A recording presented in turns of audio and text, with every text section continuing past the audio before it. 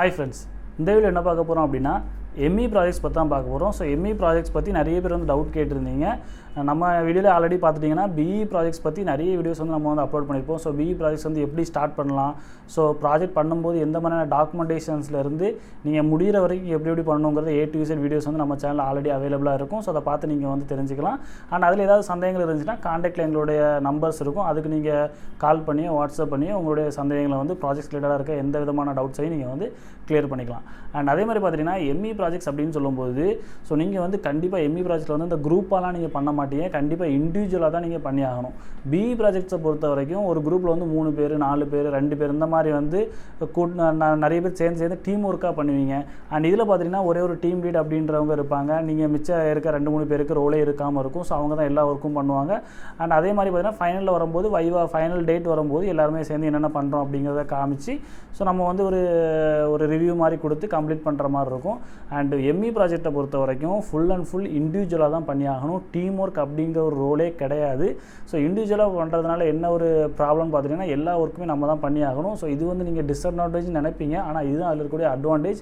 நீங்கள் தனியாக பண்ணுறதுனால ஸோ கஷ்டப்பட்டு நீங்கள் தான் எல்லா விஷயங்களையும் தேடி தெரிஞ்சுப்பீங்க. ஸோ அப்போ ஒரு ஃபுல் ப்ராஜெக்ட்டும் எந்த சர்க்கிளில் நகருது அப்படிங்கிறது ஃபுல் அண்ட் ஃபுல் உங்களுக்கு தெரியும். ஸோ ஒரு ப்ராஜெக்ட் டெவலப்மெண்ட் லைஃப் சைக்கிள் அப்படின்ற ஒரு கான்செப்ட் நம்ம வந்து உங்களுக்கு சொல்லியிருப்போம். ஸோ அந்த மாதிரி ப்ராஜெக்ட்டில் A to Z ஸ்டார்டிங்கில் என்ன பண்ணணும், அப்ஸ்ட்ராக்ட் எப்படி ரெடி பண்ணணும், பேஸ் பேப்பர் எப்படி ரெடி பண்ணணும், டாக்குமெண்டேஷன் எப்படி ரெடி பண்ணணும், ஃபஸ்ட்டு ரிவ்யூக்கு வந்து பிபிடி எப்படி கொடுக்கணும், செகண்ட் ரிவ்யூக்கு பிபிடி என்ன சேஞ்ச் பண்ணியிருக்கோங்கிற எல்லா இன்ஃபர்மேஷனும் உங்களுக்கு தெரியும். அதே மாதிரி பார்த்தீங்கன்னா கோடிங் சைடில் கோட் எப்படி வந்து நம்ம டெவலப் பண்ணுறோம், 30% என்ன கொடுக்குறோம், 50% வரும்போது என்ன மூவ் பண்ணுறோம், 70% என்ன கொடுக்குறோங்கிற எல்லா இன்ஃபர்மேஷனுமே உங்கள் ப்ராஜெக்ட்டில் நீங்கள் தனியாக பண்ணுறதுனால எல்லாமே தெரிஞ்சிக்க முடியும்.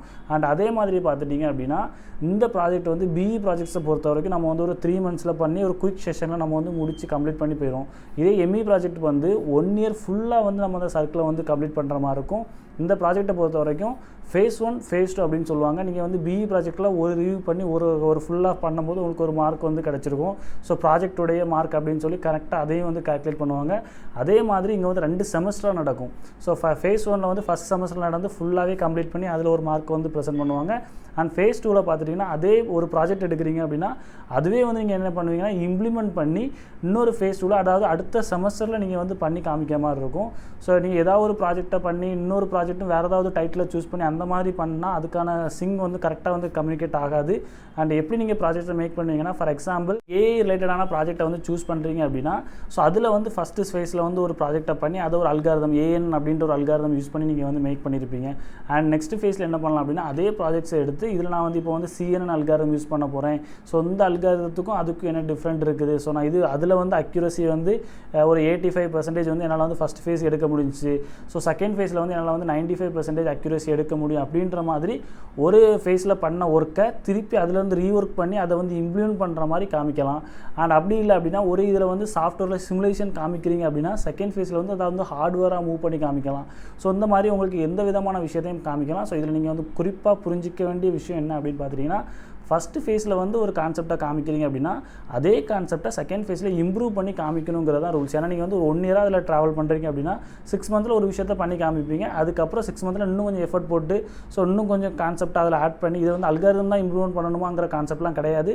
இப்போ ஒரு ப்ராஜெக்ட்டை எடுத்து பண்ணுறீங்கன்னா இதில் வந்து எக்ஸ்ட்ரா உங்களால் என்ன வந்து ஆட் பண்ண முடியும் அப்படிங்கிறத கூட நீங்கள் காமிக்கலாம். ஸோ நான் வந்து இவ்வளோ வந்து ஒரு அக்ரிகல்ச்சர் ரிலேட்டடாக ஒன்று பண்ணுறீங்க அப்படின்னா நான் வந்து ஏதாச்சும் ஒரு டிசீஸ் இருக்கா அப்படிங்கிறத கண்டுபிடிக்கிறேன் அப்படின்னா ஸோ அடுத்து வந்து இதில் என்ன பெஸ்ட் இருக்குது அப்படிங்கிறத ஃபைண்ட் அவுட் பண்ணி அதுக்கான ஒரு சொல்யூஷனையும் கொடுக்கலாம். ஸோ இந்த மாதிரி எந்த விதமான சேஞ்சஸையும் எம்இ ஃபேஸில் உங்களால் வந்து first face and second phase அப்படின்ற மாதிரி 2 ப்ராஜெக்டாக நீங்கள் பண்ணுவீங்க. ஸோ நிறைய பேர் என்ன கன்ஃபியூஸ் ஆவாங்க அப்படின்னா 2 ப்ராஜெக்ட்டும் நான் இப்போ ஒரு ப்ராஜெக்ட் பண்ணணும் அடுத்தும் ஒரு ப்ராஜெக்ட் பண்ணணும் அப்படின்ற மாதிரி இதுக்கும் சம்மந்தம் இல்லாமல் ப்ராஜெக்ட்ஸை வந்து மேக் பண்ணுவாங்க. ஸோ அந்த மாதிரி பண்ணாமல் நீங்கள் ஒரு ப்ராஜெக்ட் தான் பண்ண போகிறீங்க அதை 2ஆக பிரித்து ஸோ ஃபஸ்ட் ஃபேஸில் ஒரு கான்செப்ட்டும் செகண்ட் ஃபேஸில் ஒரு கான்செப்ட்டும் பண்ணுவீங்க. அண்ட் இன்னொரு விஷயம் என்ன அப்படின்னு பார்த்தீங்கன்னா சிங்கிளாக பண்ணுவீங்க. ஸோ இவ்வளோ தான் எம்இ ப்ராஜெக்ட்ஸில் நீங்கள் புரிஞ்சிக்க வேண்டிய விஷயம். மிச்சம் எல்லாமே பிஇ ப்ராஜெக்ட்ஸில் என்ன மாதிரி பண்ணுறீங்களோ அப்ஸ்ட்ராக்ட் எடுப்பீங்க, பேஸ் பேப்பர் எடுப்பீங்க, ரிப்போர்ட்டுக்கு சப்மிட் பண்ணுவீங்க. இந்த மாதிரி எல்லா கான்செப்ட்டுமே பிஇயில் நீங்கள் என்ன பண்ணீங்களோ அதே மாதிரி தான் இங்கேயும் நீங்கள் பண்ண போகிறீங்க. ஸோ இதான் எம்இ ப்ராஜெக்ட்ஸ்க்கான கான்செப்ட். மேலும் எம்இ ப்ராஜெக்ட்ஸ் பற்றி உங்களுக்கு ஏதாச்சும் சந்தேகங்கள் இருந்துச்சு, ஸோ ஏதாச்சும் ப்ராஜெக்ட்ஸில் ஹெல்ப் வேணும், ஏதாவது ஒரு கான்செப்ட்டில் ஐடியா கிடைக்கல அப்படின்னா ஸோ கீழே இருக்க வாட்ஸ்அப் நம்பரில் கால் பண்ணிக்கலாம். ஸோ இல்லைனா கீழே இருக்க நம்பருக்கு வந்து நீங்கள் வாட்ஸ்அப் பண்ணிக்கலாம். இல்லைனா ஏதாச்சும் ஒரு டவுட்ஸ் இருந்தால் வாட்ஸ்அப் பண்ணி நீங்கள் கால் பண்ணி நீங்கள் கேட்டு தெரிஞ்சுக்கலாம். ஸோ தேங்க்ஸ் ஃபார் வாட்சிங். இந்த வீடியோ உங்களுக்கு யூஸ்ஃபுல்லாக இருந்துச்சுன்னா லைக் பண்ணுங்கள், ஷேர் பண்ணுங்கள். எங்கள் சேனல் இன்னும் சப்ஸ்கிரைப் பண்ணலைன்னா மறக்காமல் சப்ஸ்கிரைப் பண்ணுங்கள். அண்ட் வேறு ஏதாச்சும் ஏதாச்சும் உங்களுக்கு ரிலேட்டடான வீடியோஸ் ஏதாச்சும் தேவைப்பட்டுச்சுன்னா கமெண்ட் செக்ஷனில் வந்து அப்லோட் பண்ணுங்கள். கண்டிப்பாக நாங்கள் அதை வந்து வீடியோவை வந்து ஷேர் பண்ணுவோம். தேங்க்ஸ் ஃபார் வாட்சிங். தேங்க்யூ.